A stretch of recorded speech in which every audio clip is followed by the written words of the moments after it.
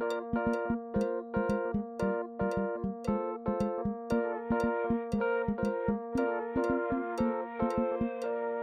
hello, hello, hello, lovely ladies, men, and non-binary friends.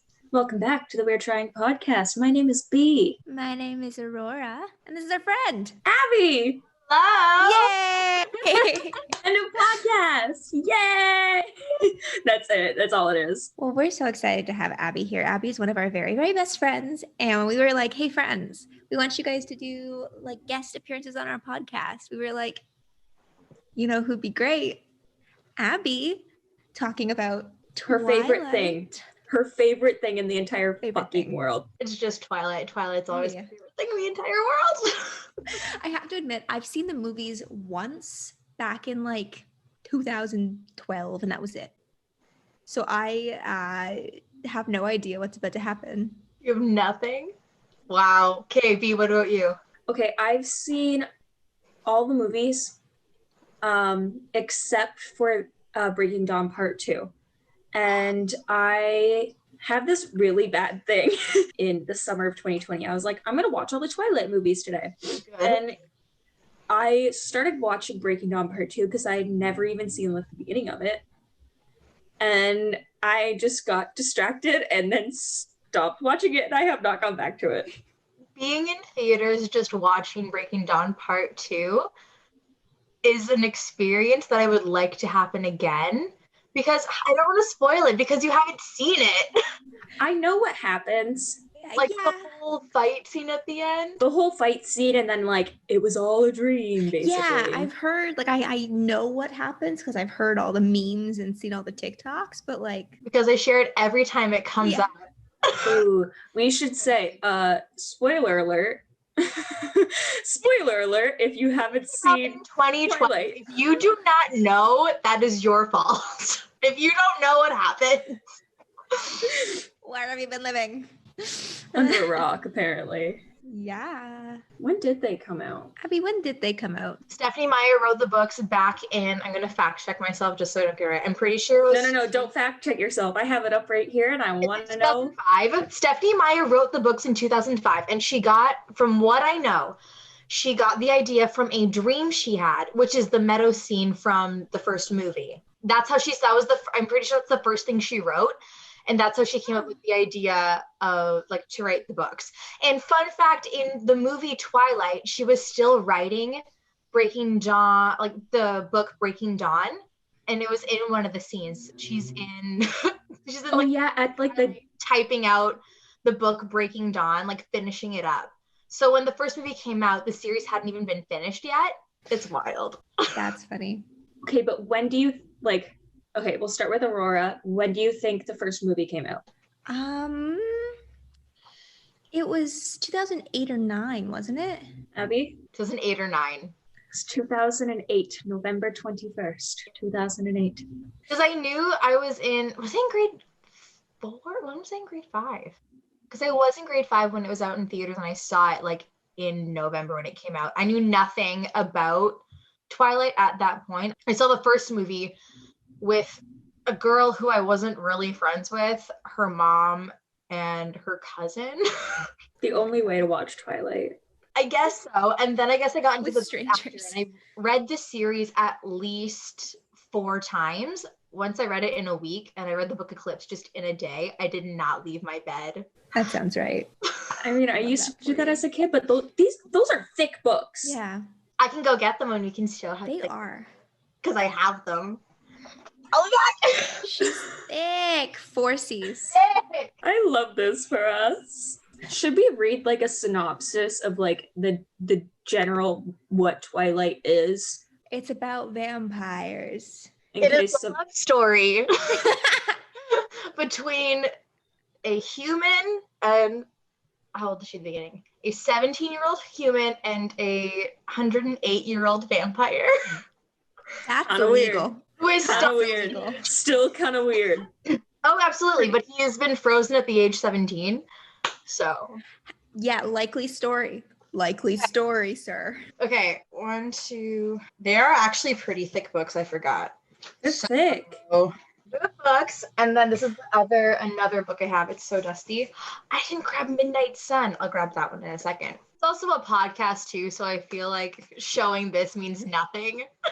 What's that book called, Abby? This book is called The Short Second Life of Bree Tanner, an Eclipse novel, which is by Stephanie Meyer. And Bree Tanner was in the book Eclipse as a newborn vampire, and she was created for the newborn army to go and, kill the Cullen clan, which is the Olympic coven.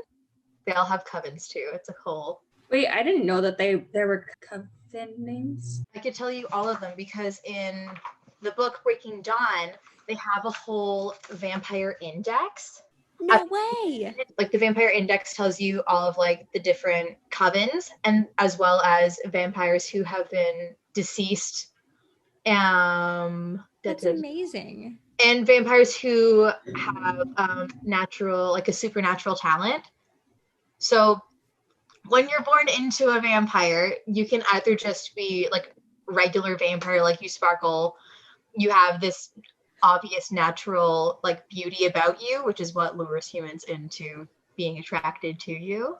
Of course. But you can also get a fun, cool bonus thing, which is a supernatural talent. So like, as everybody knows, Alice, this is so much fun. Alice has like precognition. It's a weird one. She's got that so Raven moment. She does, Such a good but way to say sometimes it changes, which is what it's very helps the plot along. Like it's very like plot convenient some of the time. Would you consider that poor writing or poor planning or just it's the story? I have my opinions, but I feel like Abby's gonna get mad at me for saying this. I do, because I'm like, as a twihard, and being a part of, I can't believe I just said that, and being a part of like Twilight shitposting groups, everybody's like, this is kind of like BS here and there. Like we all kind of call things out as it goes. So go. Let's hear your opinion. I kind of want to say I think it's like a bit of lazy writing. Because it's absolutely. like, especially the fact that in the book, it was all a dream thing wasn't a thing. Then all of a sudden it is in the movie. That's because from movie perspective is from like, it is a lot of Bella's point of view and a lot of Bella's thoughts, but it goes back and forth between movie things. So we get both sides. Yeah. And I think another reason why they had to have a big action scene at the end is because Harry Potter also happened before. So I think they were like, this would be really cool to have happen.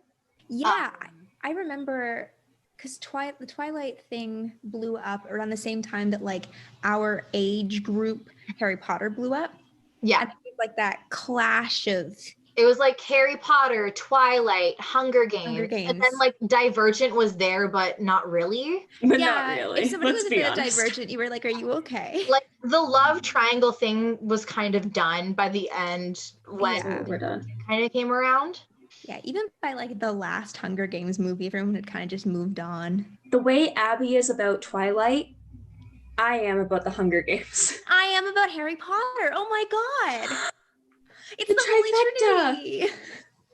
We did it. Oh, we did it. This is amazing. End podcast. No more episodes ever after this. Absolutely. Yeah. And then somebody should come and be like, hey, I'm Divergent. And we'll be like, No, go back. go back to your hole. No, but yeah, because I think like because Harry Potter, when was the last Harry Potter movie? 2011. Okay, then Twilight was 2012.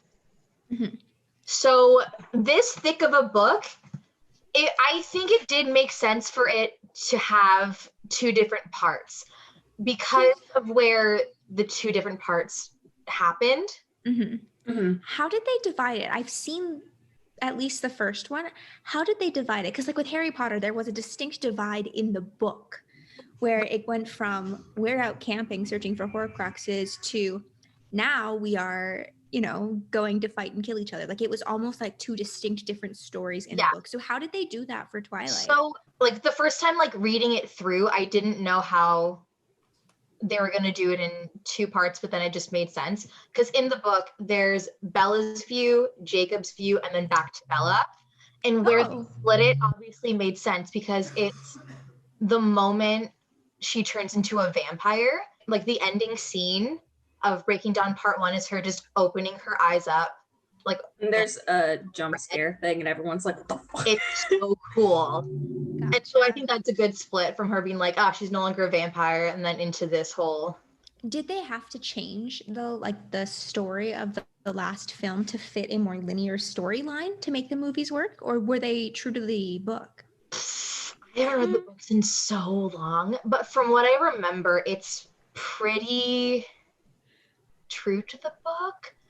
And again, the only big change that happened when you're sitting in theaters is like, why the fuck are they fighting? Why did spoiler alert, when Carlisle's head popped off and he died, the whole theater did not know what was happening. We're like, this wasn't in the book! Because people are like dying left and right. And you're like, what's happening? It was crazy. Oh my God. They want to keep you on your toes. No, seriously. And then it was all a dream. Because it made sense. Because in the books, if I remember it correctly, I'm sure I can find the page, but Alice does show Arrow. Arrow's like let's go into the Vampire Index so I can read it to you guys. So Arrow's a part of Volturi, which is this royalty among the vampires. Isn't that the one in Italy? Yes. And Elle Fanning or Dakota Fanning or one of the Fannings? Dakota Fanning, yeah. Dakota Fanning. I can do a really good Arrow impression when I am drunk. I'm gonna look it up. Might be time to Michael Sheen.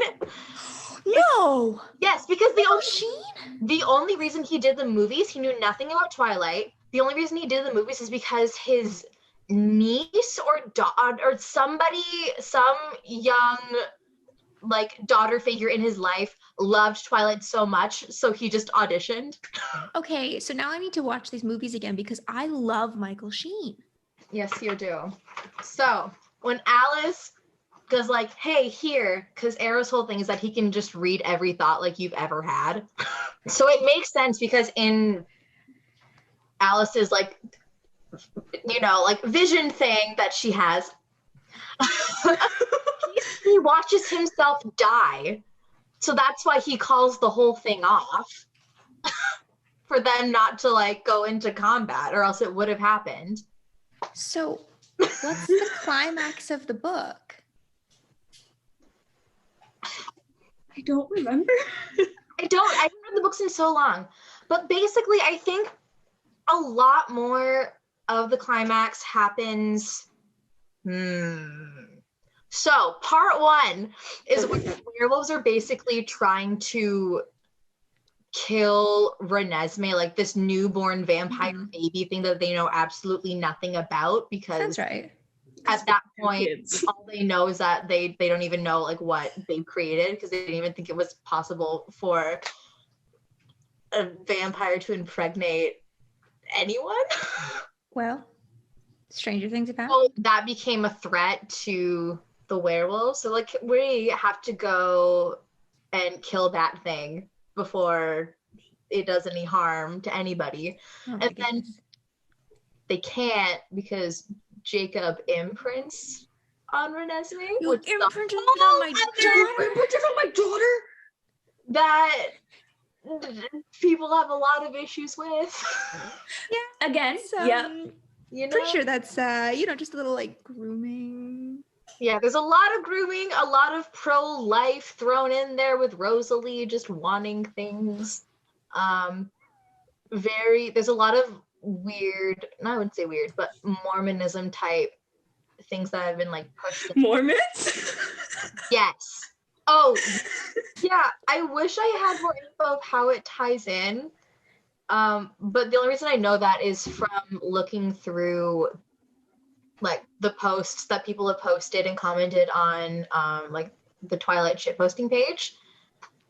But it's a lot of like, I don't know, even in the movies too, because all All Rosalie wanted was to like grow old, have kids, and then like die. And she doesn't get to do that because Carlisle's like, no, you're gonna live forever. You're welcome. And she's like, I didn't fucking want that, but okay. So when she finds out Bella's like pregnant, she's like, I'm gonna do anything to keep this baby alive. And then Alice always refers to it as the fetus and then the baby. And it's very, that makes sense. Mm-hmm. So weird. And this is why everybody likes Alice. Yeah. But like the other thing too is that Bella wants to keep the baby. So you're like, yes, go for it, but you're literally dying. But also do what you want because you're allowed to do your body, your choice. Like, Absolutely. There's a lot of weird moral things happening. So what then, with all these moral things, what drew you to Twilight? Like, what was it that you were like, yes, this is now the greatest thing in the world? Shirtless men. That would do it. That's probably at the time, like, how old was I? Between the ages of like 10 and like 14, like vampires and werewolves shirtless, amazing. Like, I don't know. And I was always Team Jacob.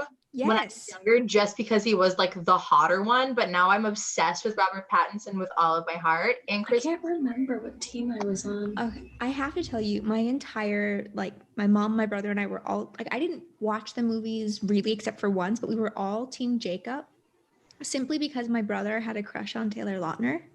Yep. And one year for like Easter or Christmas, my mom bought us both Team Jacob bags, and I used that bag until I moved here. Oh my gosh, I love that. Okay, wait, did anybody else have a team? Did you be Team I don't remember what team I was on. Team Alice is always like the right. Yeah. Team Alice. But the bit is with both Edward and Jacob, they're both very toxic. Yep. Men. Absolutely. Boys, because they're 17 and like 15, 16. Okay. So Team Edward, Team Jacob in Twilight, then inspired Team Gale, Team Peeta in the Hunger Games. So Team Gale or Team Peeta? I'm curious. I'll let you guys answer first because my answer is going to go on for a very long time. I feel like I was, from what, I never read the books. I've only really I remember watching the first movie. Like, I remember the first movie. Don't really remember the other ones too much, but I think based on the first movie, I was Team Peeta. I was Team Peeta when I read the book the first time. And then when I watched the movie, I was like, no. Leo. I was like, what about Gale? Like, this poor guy, like, he's in love with this girl and she's now like flirting with this guy, like, poor Gale. And then I watched the movie again and I went, no, he's a crybaby, back to Peeta. So I really can't make up my mind. Yeah. Okay, here's my answer to that. So when I first read the books, and I've read the books many, many times. I think I've read the entire series at least 35 times. I used to keep track. Because I would read the entire series and I would tally and then I'd read the entire series again. I know that book inside and out. I know the movies inside and out. I know the characters inside and out. Also, Finnick Odair deserves better. Yes, we agree on that. Yes. That is something we can agree on. When I first read the books, I was like, because I first read just the Hunger Games, I was like, Team Gale, like, you want somebody who could like hunt and provide for you, girl. And then as I slowly got older, I was like, he's really getting mad at this girl because she was thrown into a competition where she had to kill children to survive. And the only way that she could survive was to play out this fantasy with somebody. And fucking Gale went, can't make a wife out of a hoe. She belongs to the streets. And it's like, at the end of the day, maybe just stop being an ass. And then I was like, also, Peeta, I have a thing for boys with curly hair. And in the books, he has curly hair. And I have a thing for boys with curly hair. But yeah, Team Peeta. And in general, those two, like when you read like the epilogue at the end of Mockingjay, they are what keeps each other stable. They are what keeps each other strong, because nobody else in the world understands what those two have gone through together, because they've been through all of it together. There were few times where they had to go through things apart, and those completely crumbled both of them. And they are only able to be strong when they have each other to confide in. So I, at this point in my life, am Team PETA. But Team Finnick for myself. I was literally about to say, you know, I genuinely think I'm just Team Effie, but then like you made the joke, so Effie. I fucking love Effie. Anyway. I'm sorry. I'm gonna get talking about the Hunger Games. But what fascinates me about like Twilight era is just how like you can see like these three major series all ended up being so influenced by each other, and how like the fandoms were all so influenced by each other. And the same thing happened with the Doctor Who, Supernatural, and Sherlock fandoms, which were all at the same time as well. It's just fascinating. No, it is. And it's weird how Twilight just blew up. Yeah. Oh, like, yeah. Blow up was insane. It was teenage girls and middle-aged moms. Yeah, my mom read them. Yeah. Like those were the two. Like my mom also read them. Like my cousin read them. And the thing is, Eclipse is my favorite Twilight movie, but there's something so comforting about the OG Twilight, where Catherine Hardwicke directed it. She put like the blue filter over it. Like blue filter is iconic. And there's something so comforting about a movie that doesn't have a big budget. Yeah. You know what I mean? As they just went on, like it just seemed a little more ridiculous, especially with the CGI baby. Have you guys seen? What? Yes, I know what you're gonna say, and yes. The Twilight fandom but it has to be like the OG one they went with, not the one that they fixed up. Because they fixed it, but the baby still looks creepy. And the Twilight fandom just fucks with Renesmee. Rigatoni, tell her resume, tell her like just ridiculous things because nobody cares. I remember. Like it's the baby with the hair, right? Why didn't they just use a real baby? I think because it was child working laws, probably created with. I think it must have been at least like 10 different girls to have her grow up. Mackenzie Foy was like the actress who portrayed her for the majority of the film, but when they were showing Renesmee from baby to like growing up, because she grows like really fast, right? Oh yeah. I was about to say how much time surpasses, but no, she grows fast, right? It's literally like less than a year or something. That's Aurora, messed up. I need you to let me share my screen so I can show y'all this creepy baby. Those who are not watching, those who are listening, just please look it up on your own, because it is so worth it. The scariest thing, that was the original. So the one with the hair that Rosie is holding, that was OG Renesmee. And then like, oh, we fucked up. We need to tone it down. And then it turned into real life looking baby. This is it now, like after the edits, which like, yeah, that's a fucking normal baby. It's still this creepy. Is a demon. That's a Muppet. Like no wonder the Volturi wanted to kill it. Well, no, you know what? Fair. But that's a whole plot point there. Funny. Sorry, I have no filter. That's so funny. Oh, this is a fun podcast. I believe you've never seen that before.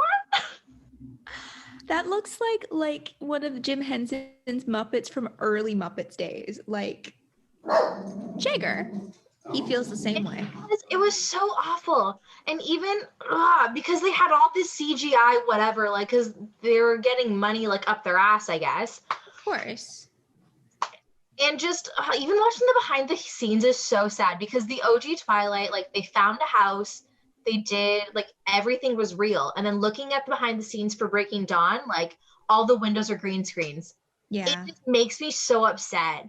because they had to rebuild the house in a studio because they didn't go back to like the original place. Mm-hmm. And it's just kind of heartbreaking. I don't know. Like, I'm a sucker for the comfort. Yeah. Of like the OG one. The same thing happened, sort of. This is weird, but the same thing sort of happened with Harry Potter. Like the first one, they went to go film at a real house, filmed parts of it at the real house, couldn't use the real house after that, and had to rebuild it and green screen all the windows. And it just kind of sucks because, like, they also rebuilt Bella's house. From what I remember, I'm pretty sure in New Moon, Bella's house is in a different location. But they also had to add on a whole window section so Jacob could climb up and go through her window. So, like, that was another thing. She moved to the same house that looks exactly like. They picked it up. Like the thing. They moved it. That's actually a thing that you can do. Yeah. Did you know that? There's a whole TV show that I used to watch as a kid where literally they would take a house off of its foundation and then just like put it in the middle of nowhere, and sometimes the house would break and I'd be like, how fucking dare you break that house? But like, also you're moving a whole house. In this podcast, we'd like to acknowledge the On the Road fundraising cabaret that is still alive on the Flair's YouTube channel. If you would like to watch that and support the Flair in our upcoming production of Hot as Hell, an interactive show, as well as Ordinary Days by Adam Guan, you can either join our Patreon for as low as $7 a month, or if you're a small business, you can become a part of our sponsorship program. You can check our website out for more information on that. And what else can you do? PayPal. Did I say PayPal? You can do a one-time donation to our PayPal. PayPal.me/TheFlair Productions. Ooh, something I did want to bring up. So, you know how we were like, this inspired this, which inspired this, with these three things. So 9/11, the events of 9/11 inspired Panic at the Disco. Fall Out Boy. And then Boy somehow inspired Twilight, which inspired fan fiction of Twilight, which in turn inspired 50 Shades of Grey, and I'll just never get over that. 50 Shades of Grey is Twilight fanfic. Did any of you read 50 Shades of Grey? My mom wouldn't let me. I haven't. I wasn't allowed to read it either. My mom read it. And one day I was sitting downstairs at our computer waiting for the computer to load, and it was sitting beside me. So I just picked it up and I read the first chapter and I went, I was like 11 years old and I went, this is the worst book I've ever read. And I closed it and put it down and I haven't touched it since. Totally fair. And even writing for Twilight, like everybody knows that just Twilight in general is not written very well, but we all just accept it. Yeah. Sometimes like if the story itself is really good. Yeah. And like the world building is good, you can forgive poor writing.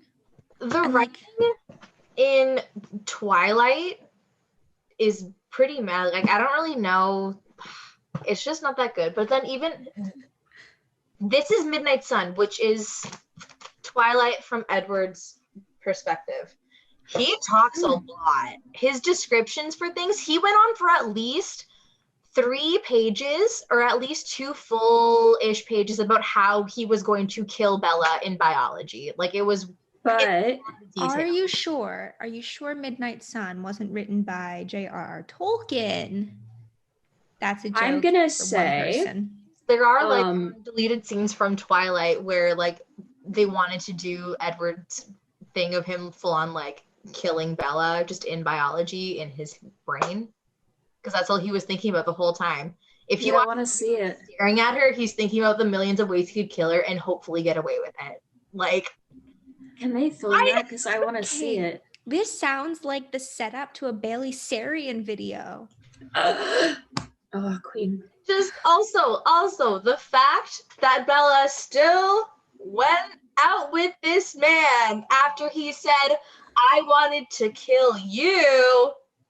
She's like, "You're not gonna hurt me," which I mean, like he didn't, but still. Hurt me.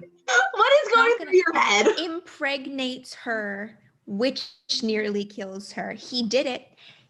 He almost killed her. Almost also nearly killed her too. He was so scared he was gonna break her.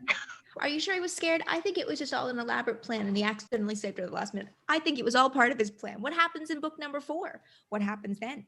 Maybe he does. Oh, they like break shit in book number 4 because they're both vampires and they can do whatever. Oh, yeah. Wait, there's a 4th book? I thought it was just Twilight, Eclipsed, and Breaking Dawn. Twilight, New Moon, Eclipse, Breaking Dawn. What happens in the 5th book?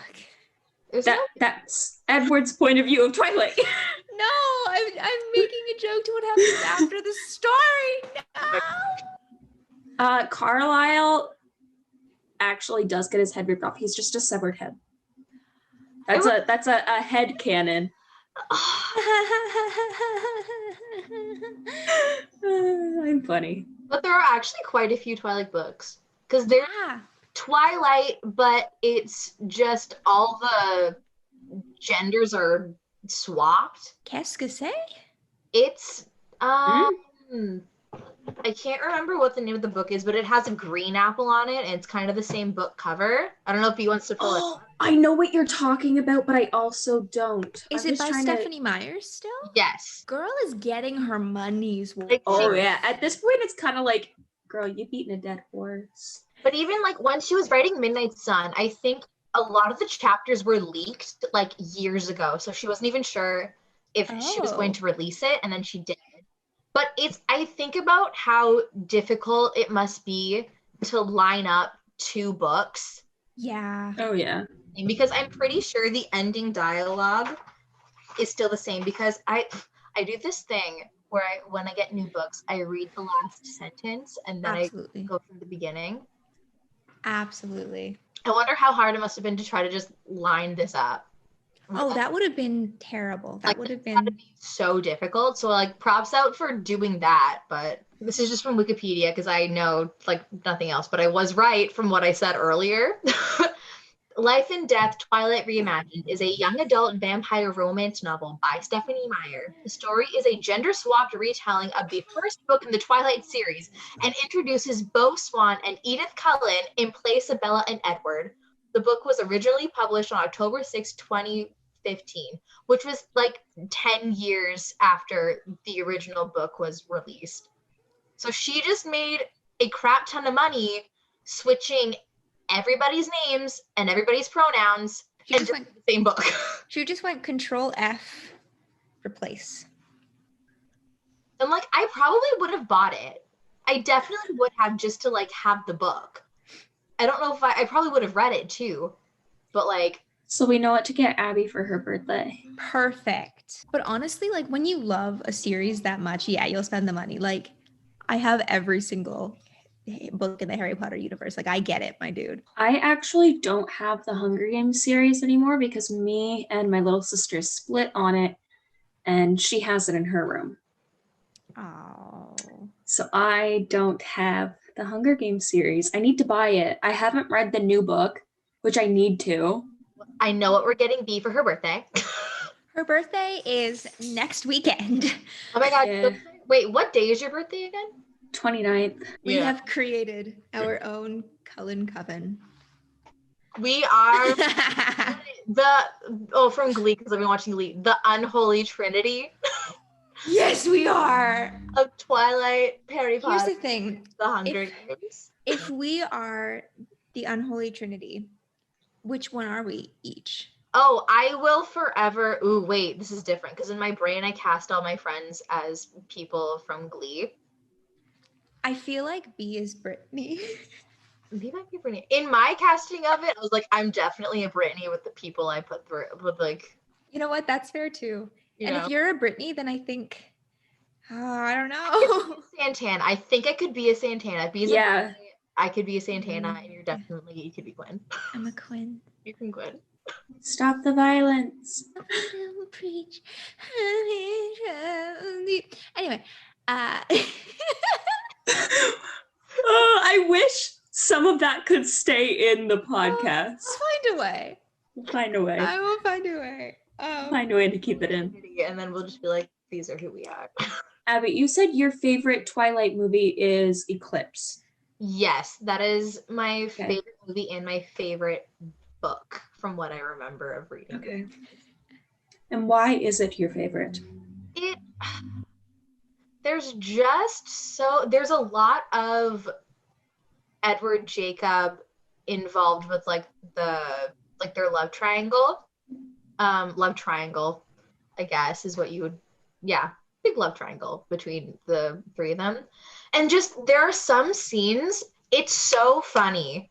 Like Twilight in general can be such a funny movie, especially Eclipse, and just also so heartwarming, because the two scenes that always stick out to me are the scenes where Edward actually proposes to Bella, because at the end of New Moon, she's like, change me, and he's like, marry me, and then that's like the end of it. So when there's actually like a whole proposal scene, and the song is by Sia, unfortunately, but I'm pretty sure it's called My Love by Sia. It's so gorgeous. It makes me cry every time I watch it. And then there's the tent scene. So after they're like prepping for like battle and stuff, like battle's gonna happen. So Edward, Bella, and Jacob are just like up in the mountain somewhere. And Bella's asleep. It's weird because in the books, this scene does happen, but Bella thinks it's a dream. But she's also like getting hypothermia at the same time. So like in her brain it could have been, but they put it in the movies. And it's so funny. I want to get the lines from the scene if we watch, like, because it's so funny. Because the words that come out of Taylor Lautner's mouth, it's like, I am hotter than you. Like, just I am hotter than you. That's my Taylor Lautner impression. Not as good as my Arrow impression. Oh my It's God. so nice watching them like kind of be friends, but also have it still be really funny and like kind of witty. And also there's like the right amount of like darkness happening and right amount of like edginess. Oh my God. And we get more stories. Sorry, I'm like remembering things talking about this.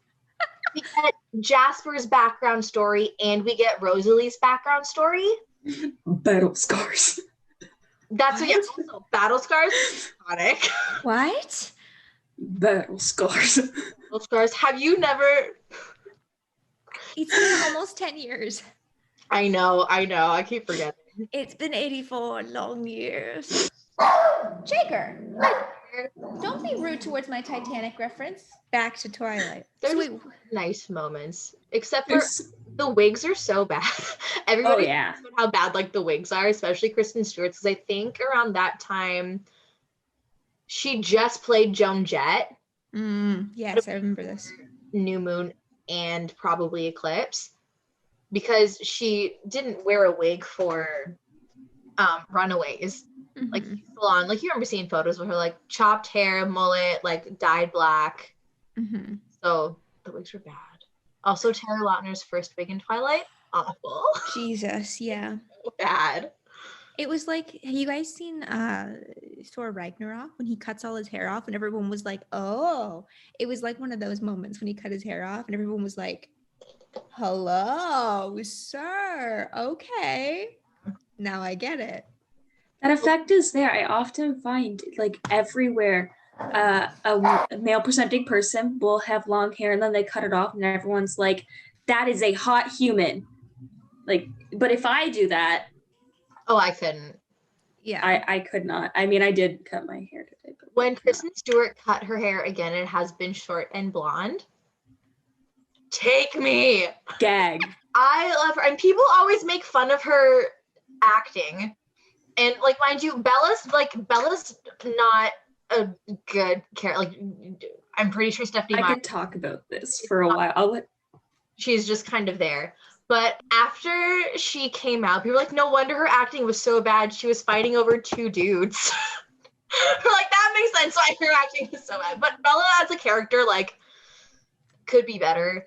Yeah. So here's the thing with that. And even I, as an actor, like, I like don't act anymore because where can I act? But I think the way she did Bella was spot on. Because I think so too. Bella doesn't people are like, oh, she's just like so much I don't care and small things and these tiny movements, because Bella doesn't see anything of herself. And the only time that goes away is once she's a vampire, because she's found her family. Oh yeah, like she's fully like just in her element. Like she literally says like I was born to be a vampire. And so like I think just the character in general though, like people have so much issue with how Kristen played it, but there's no depth, especially with how Stephenie Meyer wrote it. Like if I reread the books again, I'm sure I can be like, oh yeah, like that makes sense. But This feels like when you discover Cats has a plot and you're like, what? I've never seen Cats. I really don't want to. No. Okay. I just like know everyone's always like, oh, Kristen Stewart was terrible in that. She's so bad. And now you're like, no, she was spot on. And I'm like, Cats has a plot? Yeah, like she was just playing the character. Like, and that's good. And even if she hate, I know Robert Pattinson is like, I will never go back to the amount that Robert Pattinson hated Twilight, he almost got fired after the first movie. Like he talked so bad about Twilight any chance he had an interview. He's like, I have no fucking clue. Like, I don't know. It's so funny how much Robert Pattinson hates Twilight. And when Stephenie Meyer came out with Midnight Sun, we're like, Rob's gonna hate his life again. If it actually happens, so. I think it would be interesting because there are obviously things that happen in Midnight Sun that don't happen in Twilight because this is all Edward's perspective and everything. But yeah, not the biggest fan because that was the first thing that was right after Harry Potter. Yeah, that would have been. Because when was Goblet of Fire?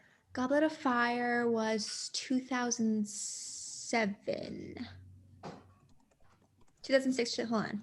First one came out. Because it was 2 years after Prisoner of Azkaban that it was released. Yeah, and that was released in 2004. So yeah, 2006 or 7. Yeah. So I just looked it up. It was released in 2005. Oh. Fuck. Harry, you do put your name in the Goblet of Fire. So I guess, yeah. So it was, I guess it wasn't the first thing, but it was a big thing that he was in right after Harry Potter stuff. Yeah. And I'm sure it's difficult to be like known for one thing. Oh, absolutely. And that's what a lot of like Disney stars go through. And that's why they like rebel after they're out of Disney, because everybody sees them as like, you can only play this like Disney character. Yeah. Like you're a Disney actor. Which is so interesting now. This is a whole different topic, but so interesting now watching Olivia Rodrigo be in High School Musical, the musical series, and releasing explicit type music and like swearing in her music and not role model appropriate things. So people watching like that slowly dive into something else with Disney. Interesting. That in there. This episode is actually sponsored by Olivia Rodrigo. I do have to say though, when it comes to like Twilight, it's impressive how successful most of those actors have been past that, and the Hunger Games actors, because so many of the Harry Potter actors have like disappeared off the face of the planet.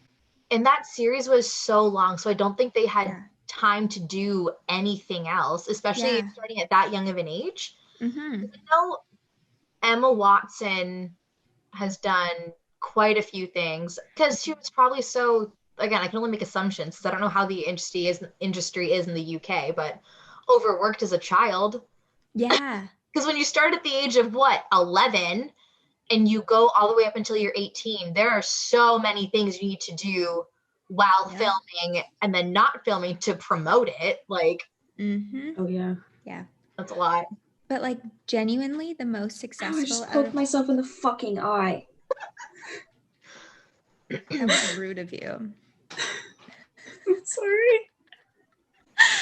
No, but genuinely the most successful out of all of the young Harry Potter actors is Daniel Radcliffe, and it's because he went, I'm gonna do some small stuff for a while, and he sort of built himself back up again, you know?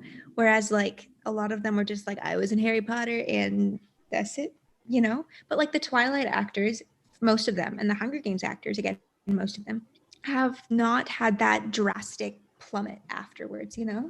No, I think some of them have, but not to the extent. Yeah, I can't remember if Kristen Stewart had one because her and Rob broke up, and then I can't remember what other projects she did around that time.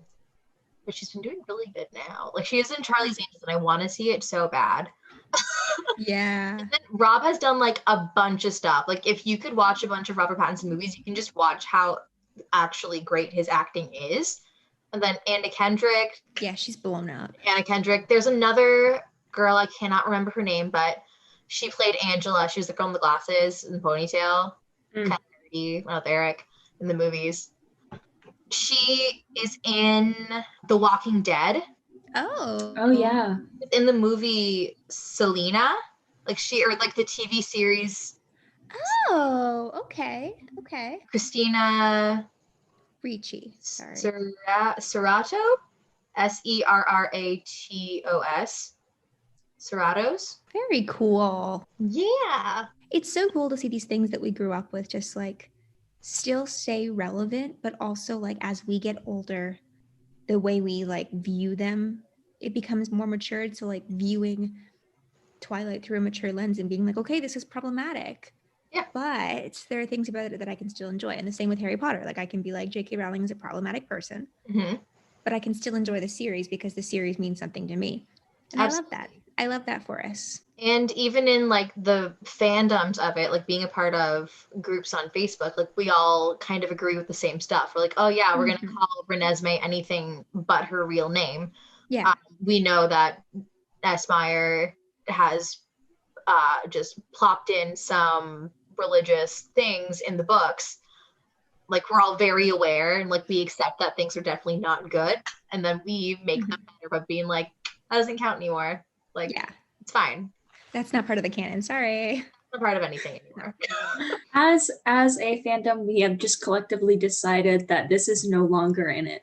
Yeah. Absolutely, because it's something we love and we don't want it to have a bad taste in anybody else's mouth. And we'll be like, no, especially with J.K. Rowling just being full on transphobic. Like that's gotta be so hard for like that fandom of people. And then you'd be like, okay, don't purchase anything that is actually real life Harry Potter stuff. Go to like small businesses here and there. Go collect an eagle cup and this lion t-shirt, you know, and not actual like merch. Yeah, exactly. Isn't the Hufflepuff mascot like a honey badger or something? Yeah, it is. It's a badger. Actually, I watched a video the other day. I don't know if you guys know who the Super Carlin brothers are. Yes. I watched a video and about why this is off topic kind of about why the why the mascots aren't actual magical creatures.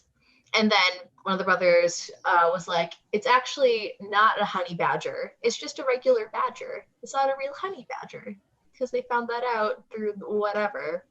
Because they were like, hey, maybe it's just a bunch of things that like kill snakes for like Slytherin and stuff. And a honey badger is very aggressive with snakes, but regular badgers apparently aren't. Fun fact, I guess, that I Interesting. I did not know that.